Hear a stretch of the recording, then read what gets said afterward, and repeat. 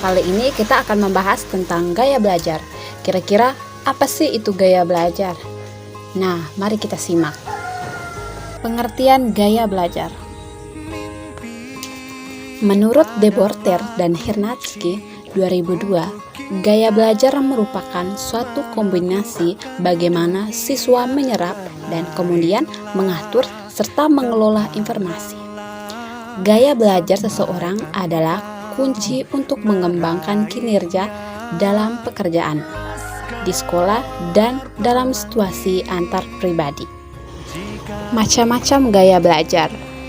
Nah, ada 3 gaya belajar. Yang pertama, ada gaya belajar visual. Siswa yang bergaya belajar visual yang memegang peranan penting adalah mata atau penglihatan. Mereka cenderung belajar melalui apa yang mereka lihat. Siswa mempunyai gaya belajar visual harus melihat bahasa tubuh dan ekspresi wajah gurunya untuk mengerti materi pelajaran.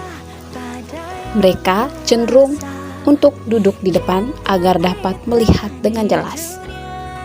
Yang kedua, gaya belajar auditorial. Siswa yang bertipe auditory mengandalkan kesuksesan belajarnya melalui telinga atau alat pendengarannya. Siswa yang mempunyai gaya belajar auditory dapat belajar lebih cepat dengan menggunakan diskusi verbal dan mendengarkan apa yang guru katakan.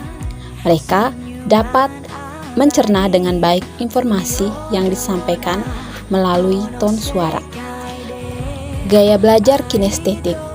Siswa yang mempunyai gaya belajar kinestetik belajar melalui bergerak, menyentuh, dan melakukan. Siswa seperti ini tidak tahan untuk duduk berlama-lama mendengar pelajaran, dan mereka merasa lebih bisa belajar lebih baik jika proses disertai kegiatan fisik. Kelebihannya, mereka memiliki kemampuan mengkoordinasikan semua tim di samping kemampuan mengendalikan gerak tubuh. Gaya belajar kinestetik cenderung berbicara dengan perlahan.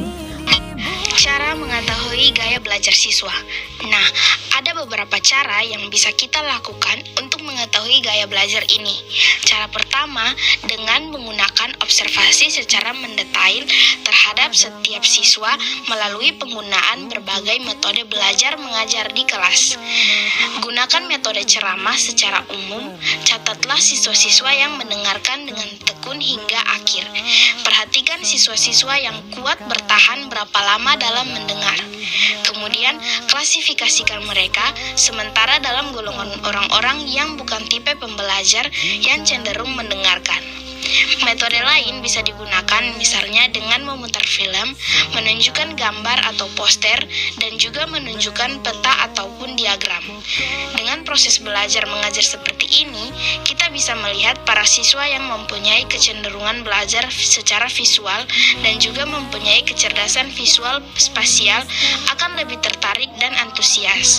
Nah, setelah itu, cobalah dengan metode pembelajaran menggunakan praktek atau simulasi. Para pembelajar kinestetik tentu saja akan sangat antusias dengan model belajar mengajar semacam ini. Begitu seterusnya. Pentingnya gaya belajar dalam penerapan di kelas. Nah, dengan pengelompokan berdasarkan gaya belajar, maka siswa lebih mudah memahami materi sebab siswa belajar sesuai dengan cara atau gaya belajar mereka, dan mereka dapat berkumpul sesuai dengan komunitas mereka.